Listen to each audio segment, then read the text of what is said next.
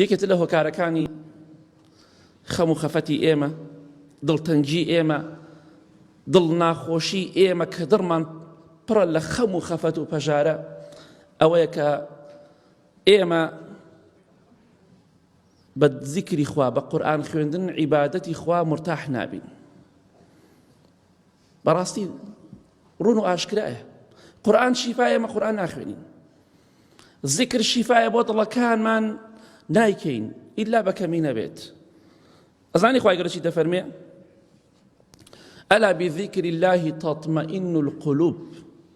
بە زیکر و یادی خوا دڵەکان ئارام دەبنەوە، خۆش دەبن، هێمنی و ئارامی ڕوو لە دڵەکان دەکات، چونکە خوای گەورە فەرمی بە زیکری خوا، بە یادی خوا، بە قورئان خوێندن دڵەکان ئارام دەبنەوە. بەڵام ئێمە کێشەکەمان چێک لە جیاتی ئەوەی زیکری خوا بکەین، بەخوا خەفەتم هەیواتون جگەرێ داگیرسێنم.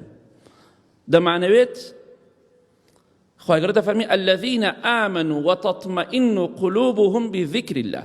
ئیماندار بە زیکری خوا دڵی ئارام دەبێتەوە، تاوانباریش بە جگەرە خواردن و نێرگەلە خواردن.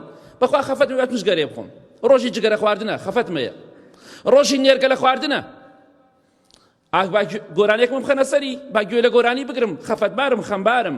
وەڵڵا دڵنیا بە ئەو گۆرانیە، ئەو جگەرە و نێرگەلەیە کە شەیتان مامۆستای تۆیە لەو مەسەلەدا، وەڵڵا دڵت پڕەکە لە خەم و خەفەت، وا نەزانی دڵخۆشە بی، دڵت خاپوورەکە، دڵت وێرانەکە. ئیماندار بە زیکر و یادی خوا، بە عیبادەت و خواپەرستی دڵخۆشە بێ. بەڵام ئێمە بە جگەرە خواردن و گۆرانی و مۆسیقا و نێرگەلە خواردن، ئەوە کێشەکەی ئێمە، بۆیە خەمبارین، بۆیە بێتاقەتین. چونکە لە کاتێکا کە خەمبارین، خەمی دڵەکانمان بەچی دەڕەوێنینەوە؟ بە حسابی خۆمان، بە حسابی شەیطان مامۆستامانە، ئەوانەی کە بەو شێوێن بەو کارە تاوانانە، بەو گوناه و تاوان و حرامانە. بەڵام ئینسانی ئیماندار بە زیکر و یادی خوا دڵ ئارام دەبێتەوە. ئەوە کێشەکەمانە، دەست بۆ شتێک دەبین بۆی دڵمان خۆش بێ، بەڵام دڵمان خاپوور دەکات. دەست بۆ شتێک نابین کە دڵمان خۆشکە، بەڕاستی کە یاد و زیکری خوایە. ئەوە کێشەکەمانە، بۆی دڵخۆش نین. خوای گەورە دەفەرمێ نسوا الله فنسيهم. ئەمە یەکێتە لە خەلەلەکانی ئێمەیە. خوای گەورە دەفەرمێ منافقەکان خوا بمان پارێزێ لە صیفەتی منافق. منافقەکان خوایان لەبیر چووە، خوای گەورەش ئەوانی لەبیر کردووە، واتە وازی لێیان هێناوە. ئەگەر خوای گەورە واز لە من و تۆ بێنێ، ئێمە چیمان بەسەرا دێ؟ ئەزانی پێغەمبەری خوا چی دەیفەرموو صلی الله عليه وسلم؟ دوعای دەکرد، دەیفەرموو فلا تكلني إلى نفسي طرفة عين. ئەی خوای پەروەردگار، ئەی پەروەردگارم، داوات لێ ئەکەم یەک چاوتروکاندنێ، واتە ئەوەندە یەک چرکەیە، یەک سانیەک، خوای نەفسی خۆم نەدێ بەدەست خۆمەوە، چونکە ئەو کاتە وێران دەبم. داوا دەکات لە خوای گەورە، خوایگیان لە بیرم نەکەی بە جۆرێک، یەک چرکەیە، یەک چاوتروکاندنێ، نەفسی خۆم بدەی بەدەست خۆمەوە. وەڵڵا ئێمە ئەمڕۆ ئاوامان لێ هاتووە، خوای گەورە ئێمەی لەبیر کردووە. بۆیە ئەوە دڵەکەمانە، کوا دڵخۆشی بەس ئەوە ئیماندار بێ، وەڵڵا دڵخۆشە. ئەوە ئیمانداری ڕاستەقینە بێ، ئەلحەمدولله، هەرچی تووشە بێ ئەلحەمدولله. ئەوەشی ئیمان زەعیفی هەر ناشکوریەکە. ئەزانی ناشکوری چی بەسەر ئێمە هێنا؟ کەواتە ئەوە یەکێ لە عقوبەکانی خوایە بەسەرمانەوە. خوای گەورە بەهۆی ئەوەی کە تۆ خوا لەبیر دەکەی، خوا خۆشت لەبیر ئەباتەوە، و خوای پەروەردگار تۆش لە بیری خۆی دەباتەوە، واتە ئیهمالت ئەکات، تەرکت ئەکات، واز لێ دەهێنێ. خوای گەورە خۆت ئەدا بەدەست خۆتەوە، چۆن؟ واتە بۆ خۆت بژی بە نەکبەتی و بەدبەختی و خەم و خەفەت. خوای گەورە دڵت خۆش ناکە، چونکە خوای گەورە تۆی لەبیر کردووە. لەبیر چوون بۆ خوای گەورە مەسمانەوەی خوا شتێک لەبیر کە، یعنی واز لێ دەهێنێ، ئیهمالت ئەکا خوای پەروەردگار، حەقی نییە بەسەرتەوە. لە چی لایەکەوە؟ لەو لایەنەوە کە دڵت خۆشکە، دڵت خۆش ناکە خوای گەورە، چونکە تۆ خوات لەبیر کردووە.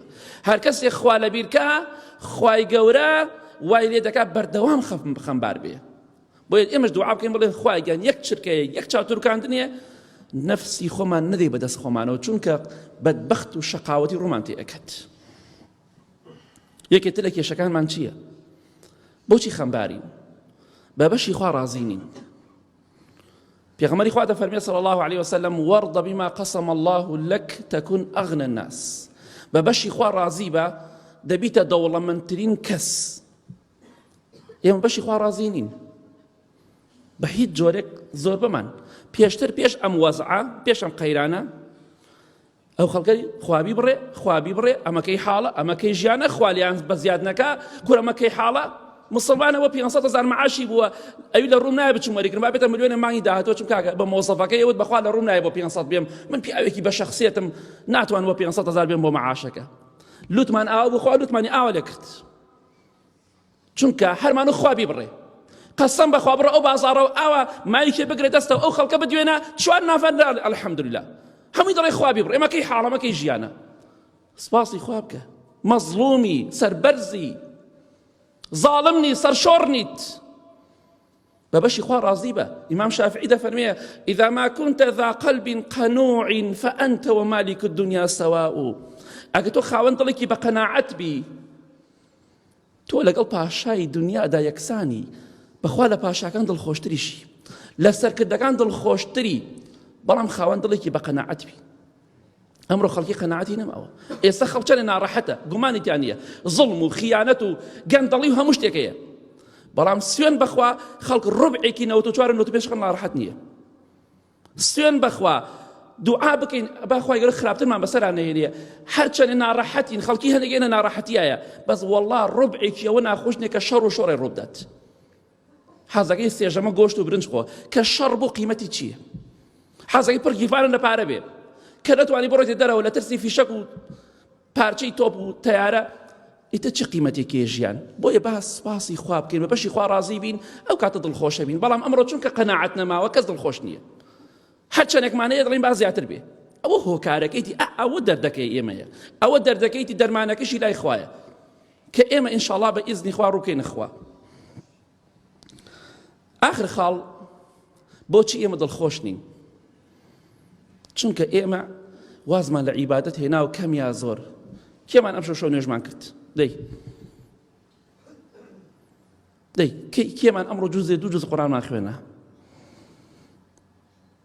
کێمان فڵان عیبادەت و فڵان عیبادەتمان کرد. ئەزانی خوای گەورە چی دەفەرمێ يا ابن آدم لا تتباعد مني فاملأ قلبك فقرا واملأ يدك شغلا. ئەفەرمی ئەی ئادەمی زاد لە من دوور نەکەویتەوە ئەگەر لە من دوور کەویتەوە ئەزانی چیت لێ یەکەم ئەزانی ئەگەر لە عیبادەتی من دوور کەویتەوە چیت لێ یەکەم دڵت پڕ ئەکەم لە فەقیری و هەژاری بەردەوام خەم و خەفات ئای وەک فڵان کەس نیم خۆزگای وەک فڵان کەس بمایە فڵان کەس حاڵی چەندێک جوانە چەندێک خۆشە سیارەکەی چۆنە خانۆکەی چۆنە خێزانەکەی چۆنە مناڵەکەی چۆنە ژیانی چۆنە دڵت والی ئەکەم پڕ بێ لە فەقیری و هەژاری و نەبوونی با دەوڵەمەندیش بێ کابرا و دوایەوە خوای گەورە دەفەرمێ دەستت پڕ ئەکەم لە مەشغوڵی هەر لە والی ئەکەم سەرقاڵ ئەمڕۆ خەڵکی لە خۆڕایی سەرقاڵ بووە هەر لە خۆڕایی سەرقاڵی مەشغوڵی مۆبایلێکت پێ فریە مەجارت نێ چوار تەلەفۆن بۆ خەڵکی بکەی هەر لە خۆڕایی سەرقاڵی ڕەحم و بەزەی نەما لە خۆڕای سەرقاڵی مەشغوڵی ئەڵێ ئیشی دە ماڵت بەسەرەوەی ئیشی ماڵێکش بەسەرەوە نێجاری وا هەیە. ئەمە هۆکارەکەی ئەوەی عوقوبەی خوایە خوای گەورە وعدی داوە ئەوەی پشتم تێکاوە ئەوەی لێم دوور کەوێتەوە ئەوە حاڵەکەی بێ ئەبێ لە دنیادا مەشغوڵ و سەرقاڵی کەم بەردەوام دڵی پڕکەم لە فەقیری و لە هەژاری. ئەمە هەموو عوقوبەی خوایە بەسەرمانەوە. بۆیە لە کۆتاییدا دەڵێن با بە خۆماندا بچینەوە بگەڕێنەوە لای خوا ئەگەر